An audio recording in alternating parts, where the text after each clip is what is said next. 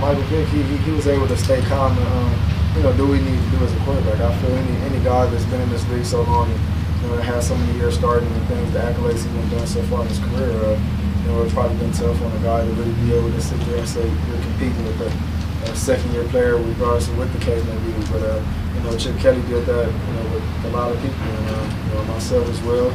Never really just come in and just guarantee him positions. He wanted everybody to come in and work and show what they was capable of doing. And throughout the process, probably made him mature, even though, he's in his 30s. He's still, one of the guys I look up to is a guy who handles his business and does things he needs to do. He comes in early, stays later, on the field, we get working.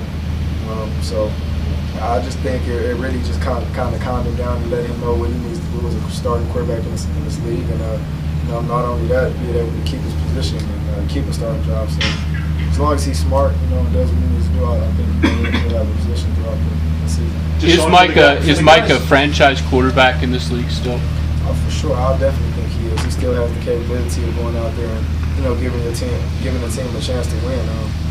His playmaking skills, ability, his arm strength, everything he has. I think he definitely is a franchise quarterback in this league. And I say the biggest thing is him just being smart, knowing when to take his and knowing when not to take him. And definitely protecting the football. As a quarterback, you definitely have to protect the football. And as a team and as an offense, we have to help him and doing the right things, being smart, protecting him, and the whole line.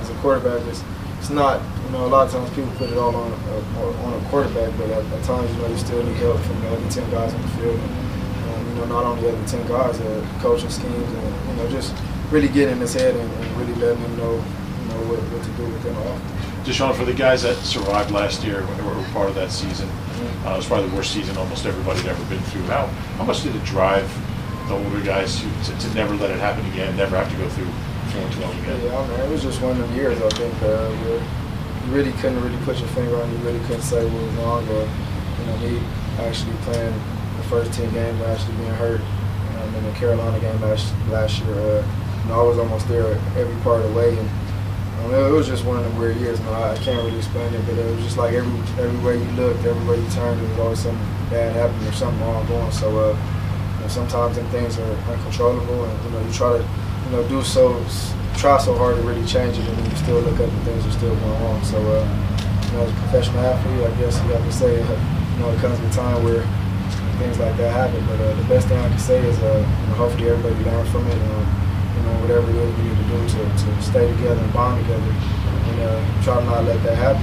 It's the best thing I can say. But you have times where the best people at their games will sometimes struggle, and some teams that are good aren't as good. So hopefully we can just kind of stay away from that and just continue to go out there and do what we need to do, which is work hard, put the work in on the field, and just go out on the field and just have fun. I think this team, we have so much energy and so many young guys that as long as everybody's able to go out there, just be energized at the same time and not be uptight and try to force things to happen. We play the best when we go out there and just let things come to us. So as long as we can do that, I think we should be fine. At this stage of your career, how much do you think about legacy? Like, you only have X amount of years, and how big of a focus was that kind of coming into this season? Honestly, always, since I've been playing this game, I always kind of wanted to, be known just to be one of the best players, to play this position, training with Jerry Rice and things like that, coming out.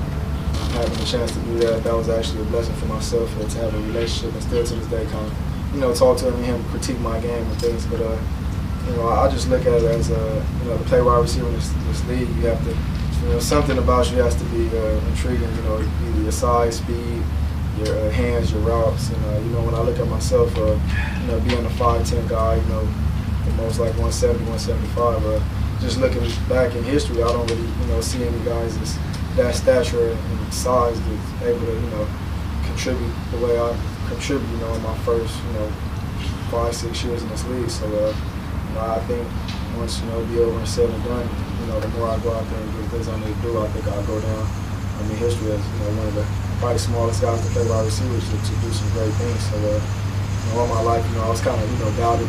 People said I was going to be too small and this and that. So, that's kind of what I used to, give the edge to myself to go out there to prove people wrong. But definitely not satisfied. Still want to go out there, just keep adding to the list. I actually saw the great stat the other day was, since 2008, I was, #1 in yards per catch since entering the NFL. So, just doing things like that is actually something I live for. Not only about myself, but just really being able to go out there and win games. Hopefully bring a championship to the city that I think everybody will go crazy for. In terms of the way the ball has been distributed the past few years, it's like you and Macklin were both #1 receivers, so to speak.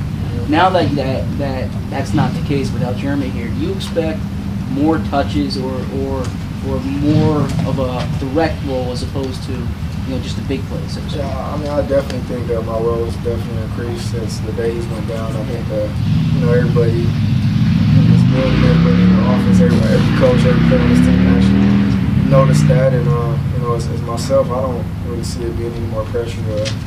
I was just telling Mac the other day, I kind of miss him being out there with me because of the competitive nature we had together, and how hard we pushed each other, and to look across and not really see him there. It was kind of tough for myself, especially after we made some cuts and the wide receiver core got a little shorter. So at the end of the day, man, I'm a very competitive person, and I like to go out there and have the best mistakes as possible and do the best things I can to just help the guys around me, and not only the guys around me, but just really make a statement in this league. And like I said, being one of the best players at my position and things like that. So at any given time, man, I'm able to go out there and just really make big plays.